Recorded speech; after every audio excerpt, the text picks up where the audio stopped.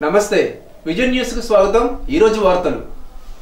Bhimavaram court complex న్యాయమూర్తుల quarters నిర్మాణం మరమ్మతు పనులను త్వరితగతిన పూర్తి చేయాలని జిల్లా కలెక్టర్ చదలవాడ నాగరాణి సంబంధిత అధికారులను ఆదేశించారు।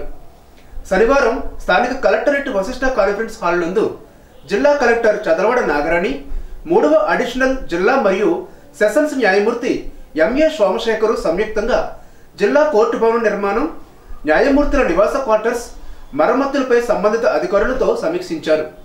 ఈ సందర్భంగా జిల్లా కలెక్టర్ మాట్లాడుతూ భీమవరంలో 85.60 కోట్ల అంచనా వ్యయంతో నిర్మాణంలో ఉన్న కోర్టు కాంప్లెక్స్ భీమవరం తణుకు పట్టణాలలోని న్యాయమూర్తుల నివాస క్వార్టర్స్ మరమ్మతులు తణుకు అడిషనల్ డిస్ట్రిక్ట్ జడ్జి నివాస క్వార్టర్స్ తదితర పనులను త్వరితగతిన పూర్తి చేయాలని ఆదేశించారు।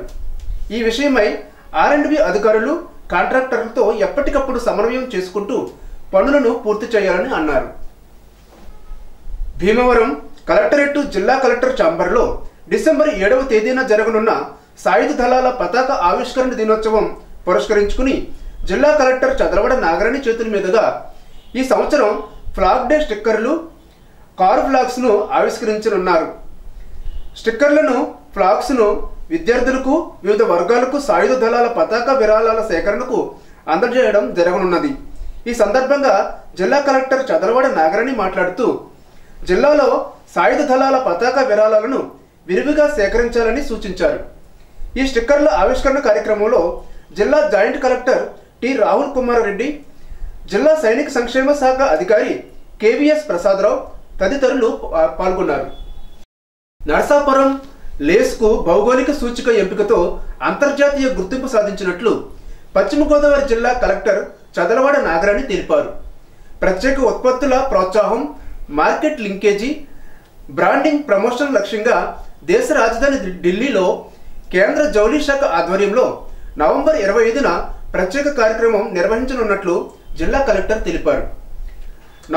భారతీయ టెక్స్టైల్స్ పరిశ్రమలో ముఖ్య భాగంగా చేతితో తయారు చేసిన వస్త్రాలు దేశంలో భౌగోళిక సూచిక నమోదిత ఉత్పత్తుల పట్టికలో అగ్రగామిగా ఉన్నాయన్నారు। దేశవ్యాప్తంగా ప్రస్తుతం ఎంపిక చేసిన 8 జౌలి చేతి ఉత్పత్తుల్లో పశ్చిమ గోదావరి జిల్లా నరసాపురం లేసు కూడా జిఐ గుర్తింపు లభించిందని, జిఐ ట్యాగ్ చేయబడిన ఉత్పత్తులతో వేలాది మంది నేత కార్మికులకు ప్రోత్సాహం ఇవ్వగలుగుతామని నాగరాణి వివరించారు। క్రీడలు మానసిక ఉల్లాసానికి ఆహ్లాదాన్ని అందజేస్తాయని జిల్లా joint collector T Rahul Kumar Reddy అన్నారు। భీమవరం డిఎన్ఆర్ కళాశాల క్రీడా మైదానంలో 16వ ఈషా గ్రామోత్సవం రూరల్ ప్రీమియం లీగ్ 2024ను జేసీ రాహుల్ కుమార్ రెడ్డి ప్రారంభించి మాట్లాడారు। గెలుపు ఓటములు సహజమని, క్రీడా స్ఫూర్తి ప్రతి క్రీడాకారునికి అవసరమని, ఇటువంటి క్రీడా పోటీల్లో ప్రతి ఒక్కరూ ప్రతిభ కనబరచాలని, రూరల్ స్థాయి నుంచి రాష్ట్ర స్థాయికి ప్రతి క్రీడాకారుడు ప్రతిభ చాటాలని అన్నారు। కళాశాల సెక్రటరీ గాదిరాజు సత్యనారాయణరాజు మాట్లాడుతూ ఇటువంటి క్రీడల పోటీలను ప్రతి ఒక్కరూ సద్వినియోగం చేసుకోవాలని అన్నారు। ఈషా ఫౌండేషన్ డాక్టర్ డి విజయ, ఉపేంద్ర వర్మ, కేపీ వర్మ మాట్లాడుతూ మొదటి లెవెల్ మ్యాచ్లు 2 రోజుల పాటు పురుషులు వాలీబాల్, స్త్రీలు త్రోబాల్ పోటీలు జరుగుతాయని, వీటిలో గెలుపొందిన వారు 2వ లెవెల్కి అర్హత సాధిస్తారని, వాటిలో గెలుపొందిన వారు డిసెంబర్ 28న కోయంబత్తూరులో జరిగే ఫైనల్స్కు అర్హత సాధిస్తారని తెలిపారు। ఫైనల్స్ గెలుపొందిన వారికి 5 లక్షల రూపాయల బహుమతి అందజేస్తామని అన్నారు।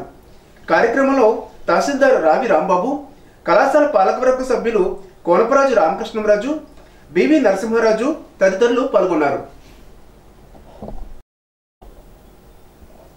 మావుళ్ళమ్మ అమ్మవారి దీక్షాపరులు భీమవరం మావుళ్ళమ్మ అమ్మవారికి సారె సమర్పించారు। ఆలయ ప్రధాన అర్చకులు బ్రహ్మశ్రీ మద్దిరాల మల్లికార్జున శర్మ శ్రీ మావుళ్ళమ్మ అమ్మవారికి సమర్పించిన సారెను నైవేద్యంగా సమర్పించి భక్తులకు మాతలకు ప్రసాదంగా అందజేశారని ఆలయ సహాయ కమిషనర్ బుద్ధ మహాలక్ష్మి నగేష్ తెలియజేశారు।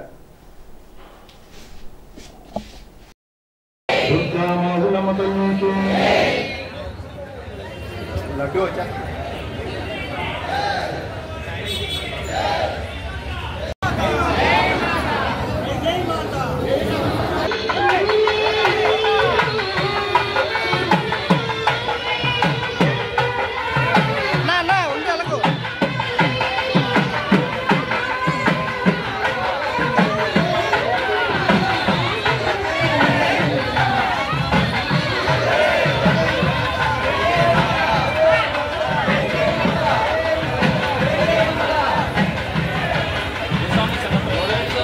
అందరూ ఆరోగ్యంగా ఉండాలన్నదే మా లక్ష్యమని దీనిలో భాగంగానే ఈ నెల 25న అల్లూరి సీతారామరాజు సేవా సమితి సౌజన్యంతో సకారాత్మ ఫౌండేషన్ సంకల్ప సమాధి యోగ ఆధ్యాత్మిక ఆరోగ్య సంస్థ సిద్ధ ఆశ్రమం వారిచే ఈ నెల 25న ఉచిత ధ్యాన యోగా శిక్షణ తరగతులు నిర్వహిస్తున్నామని డాక్టర్ గురూజీ తెలిపారు. అల్లూరి సీతారామరాజు సాంస్కృతిక కేంద్రంలో జరిగిన సమావేశంలో ఆయన మాట్లాడారు. 21 రోజుల పాటు శిక్షణ తరగతులను నిర్వహిస్తున్నామని, దీనిలో భాగంగా అల్లూరి సీతారామరాజు సాంస్కృతిక కేంద్రంలో ఈ నెల 24న సాయంత్రం 6:30 పరిచయ కార్యక్రమాన్ని MLA Pulaparthi Ramanjaneyulu, municipal commissioner K Ramachandra Reddy ప్రారంభిస్తారని అన్నారు. ఈ ఉచిత ధ్యాన యోగ శిక్షణ తరగతులను అందరూ సద్వినియోగం చేసుకోవాలని కోరారు. ఈ కార్యక్రమంలో టి శ్రీనివాస్, దామోదరరావు, రామకృష్ణరాజు, రాజు, జి పద్మ, జి పద్మావతి తదితరులు పాల్గొన్నారు. సకారాత్మ ఫౌండేషన్ సంకల్ప సమాధి యోగా ఆధ్యాత్మిక ఆరోగ్య సేవా సంస్థ నుండి మేము ఈ 2 రాష్ట్రాల్లో గత 30 సంవత్సరాలుగా యోగా క్లాసులు నిర్వర్తిస్తున్నాము. ఇందులో భాగంగా ఈ ఉభయ రాష్ట్రాల్లో కొన్ని లక్షల మందికి ఆరోగ్యం పట్ల, ఆహారం పట్ల, జీవన విధానం పట్ల గురూజీ ఋషి ప్రభాకర్జీ అందించినటువంటి యోగా కార్యక్రమాన్ని అందరికీ పరిచయం చేస్తున్నాం. మనం గత లాస్ట్ మంత్ ఒక బ్యాచ్ని మనం ఇక్కడ చేసామండి భీమవరంలో. అందులో భాగంగా పూర్వ అభ్యాసకులు వారి కోరిక మేరకు ఇక్కడ మళ్ళీ 2వ క్లాస్ కూడా మనం నిర్వర్తిస్తున్నాము. అందులో భాగంగా శ్రీ అల్లూరి సీతారామరాజు సేవా సమితి వారు ఎన్నో ఆధ్యాత్మిక కార్యక్రమాలు నిర్వర్తిస్తున్నారు. ఈరోజు వారు మమ్మల్ని ఇక్కడికి ఆహ్వానించి మాకు ఇక్కడ షెల్టర్ ఇవ్వడం జరిగింది. కాబట్టిగా వారి ఆధ్వర్యంలో గత ఎన్నో ఏళ్లుగా ఇక్కడ ఉచితంగా యోగా శిక్షణ తరగతులు ఇస్తున్నారు. మాకు కూడా ఈ అవకాశాన్ని ఇచ్చారు. కాబట్టిగా అందరూ కూడా ఈ యొక్క అవకాశాన్ని సద్వినియోగం చేసుకుంటారని, రేపు ఆదివారం 24వ తారీఖు పరిచయ కార్యక్రమము, రిజిస్ట్రేషన్ కార్యక్రమం ఉందండి. నరసాపురం పార్లమెంటు సభ్యులు, కేంద్ర మంత్రి భూపతిరాజు శ్రీనివాస్ వర్మ తండ్రి భూపతిరాజు సూర్యనారాయణరాజు చిత్రపటానికి తణుకు శాసనసభ్యులు ఆర్మిల్లి రాధాకృష్ణ పూలమాలలు వేసి నివాళులు అర్పించారు. ఈ సందర్భంగా ఆయన మాట్లాడుతూ, గత 5 నెలలుగా వర్మ తండ్రి ఆసుపత్రిలో చికిత్స పొందుతున్న సమయంలో భూపతిరాజు శ్రీనివాస్ వర్మ తమ కేంద్ర మంత్రి బాధ్యతలు నిర్వహిస్తూ మరోవైపు తండ్రి ఆరోగ్య చికిత్స వివరాలు అడిగి తెలుసుకుంటున్నారని అన్నారు. ఈ సందర్భంగా ఆంధ్రప్రదేశ్ బీజేపీ అధ్యక్షురాలు, రాజమండ్రి పార్లమెంటు సభ్యురాలు దగ్గుపాటి పురంధేశ్వరి, పశ్చిమ గోదావరి జిల్లా తెలుగుదేశం పార్టీ అధ్యక్షులు మంత్రి రామరాజుతో కలిసి వారి ఇంటి వద్దకు వెళ్లి కుటుంబ సభ్యులకు ప్రగాఢ సానుభూతి తెలియజేశారు.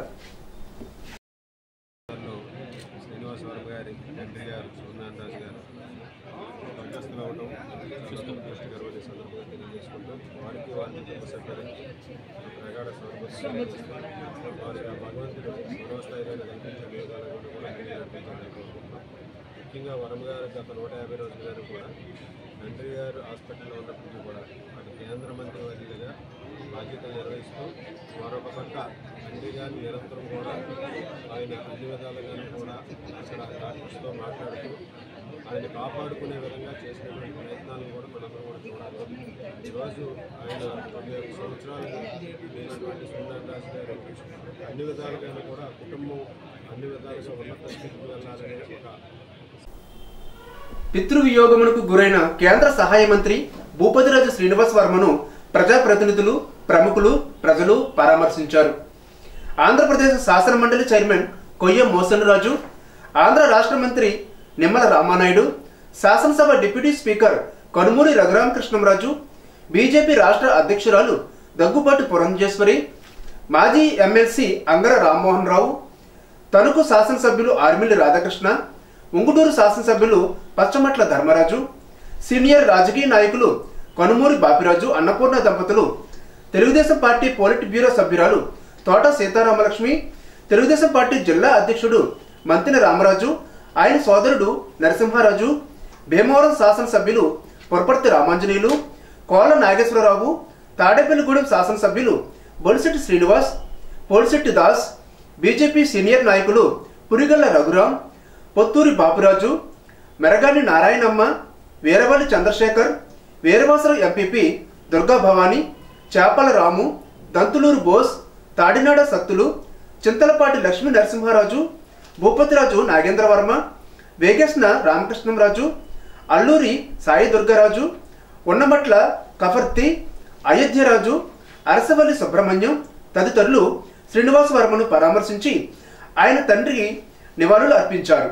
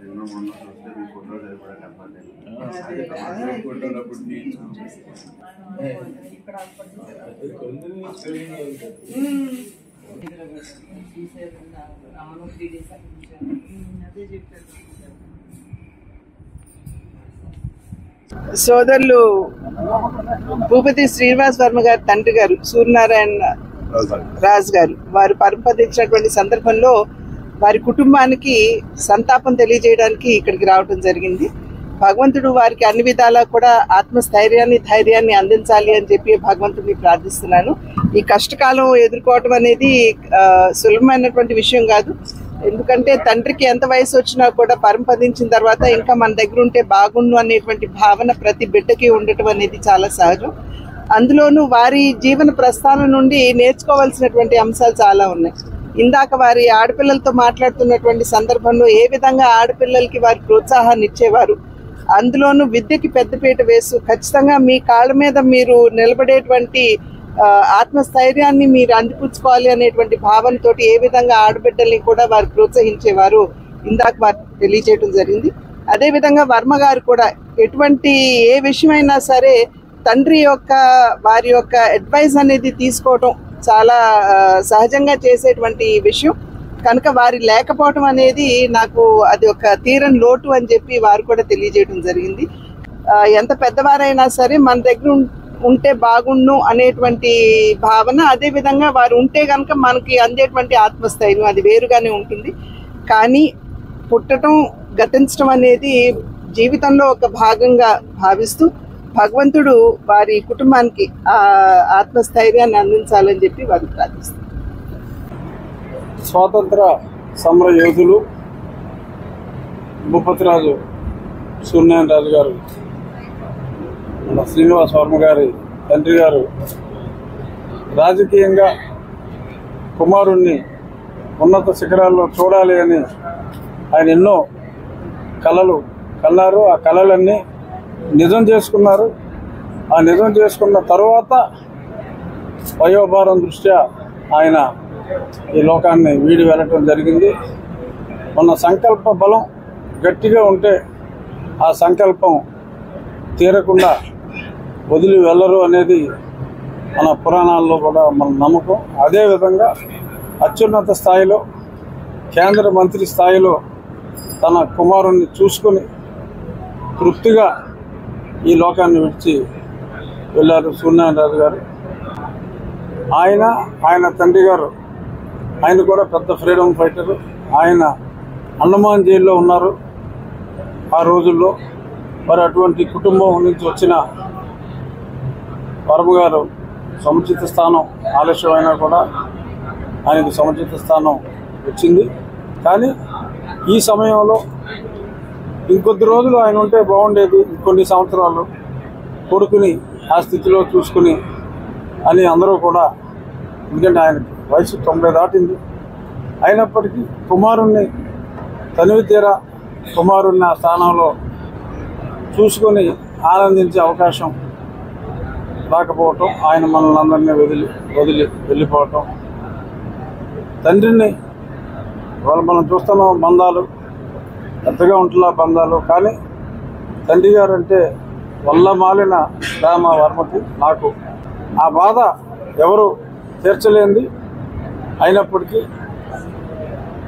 జాతస్య మరణం గృహం ఇవన్నీ తట్టుకోవాలి. ఆ భగవంతుడు వర్మ గారికి ధైర్యాన్ని ఇవ్వాలని, భగవంతుడు పెద్ద ఆయన సూర్యనారాయణ రాజు గారికి ఆత్మశాంతి చేకూర్చాలని మనస్ఫూర్తిగా కోరుకుంటూ వర్మ లాంటి అత్తిలి మండలంలో ప్రత్యేక ఓటర్ల నమోదు కార్యక్రమాన్ని అత్తిలి తహసీల్దార్ దశిక వంశీ పరిశీలించారు. 2025 జనవరి 1 నాటికి 18 సంవత్సరాలు నిండేవారు తప్పనిసరిగా ఓటరుగా నమోదు కావాలని కోరారు. మండలంలోని అన్ని పోలింగ్ కేంద్రాలలో బూత్ స్థాయి అధికారులు 2 రోజుల పాటు ఉంటారని అన్నారు. ఈ సందర్భంగా కంచుమరి ఉన్నత పాఠశాలలో మధ్యాహ్న భోజన పథకాన్ని ఆయన తనిఖీ చేశారు.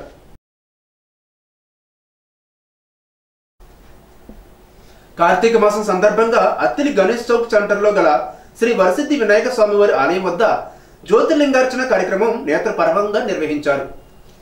గ్రామానికి చెందిన కొల్లిపర కుమార్ మాధవి దంపతులచే శ్రీ స్వామివారి ఆలయం ఎదుట నిర్వహించిన ఈ కార్యక్రమంలో భక్తులు పాల్గొన్నారు.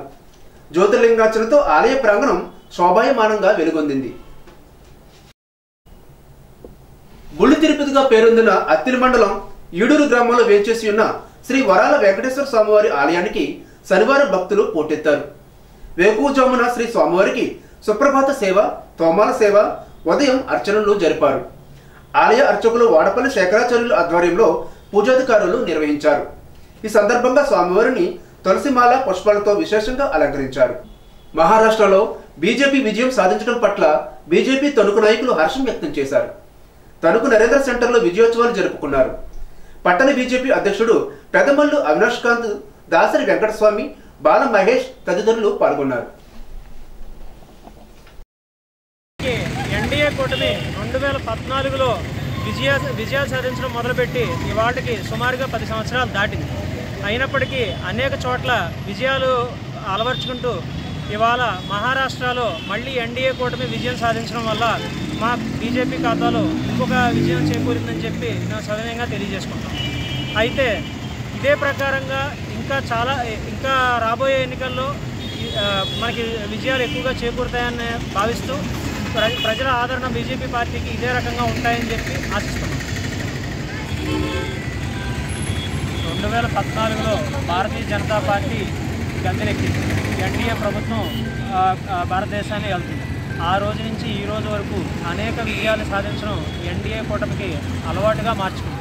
అదే లెక్క ప్రకారంగా ఇవాళ మహారాష్ట్రలో వరుసగా 3వసారి మళ్ళీ బీజేపీ గెలవడం చాలా సంతోషకరంగా ఉంది. తణుకు పట్టణంలోని మాంటిసోరీ స్కూలులో శనివారం కార్తీక వన సమారాధనను స్కూల్ డైరెక్టర్ అనపర్తి ప్రకాష్ రావు నిర్వహించారు. ఈ సందర్భంగా స్కూల్ డైరెక్టర్ అనపర్తి ప్రకాష్ రావు మాట్లాడుతూ కార్తీక మాస విశిష్టతను గురించి, వన సమారాధన ప్రాముఖ్యతను గురించి వివరించారు.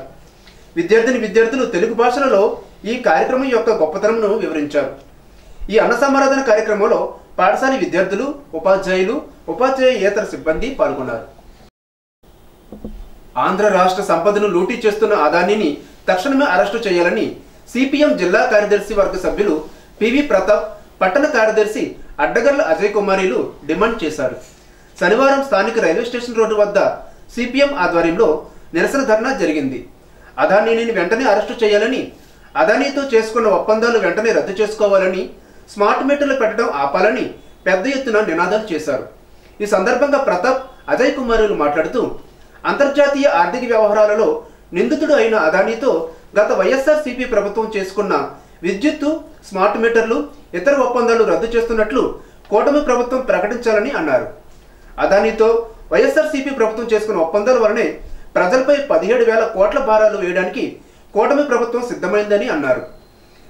మన రాష్ట్రంతో పాటు ఇతర రాష్ట్ర ప్రభుత్వాలకు అదానీ కోట్లలో లంచాల రూపంలో ఇచ్చినట్లు అమెరికా సంస్థలు నిర్ధారణ చేశారని అన్నారు. అదానీ అవినీతి సామ్రాజ్యం వెనుక మోడీ అండదండలు పుష్కలంగా ఉన్నాయని విమర్శించారు. గతంలో ఎడెన్బర్గ్ కూడా అదానీపై ఆరోపణలు చేసిన మోడీ ప్రభుత్వం చూసి చూడనట్లు వ్యవహరించిందని అన్నారు. ఈ కార్యక్రమంలో గార రంగారావు, గుబ్బల గోపి, కె నాగరత్నం, రాజు, అంజిబాబు తదితరులు పాల్గొన్నారు.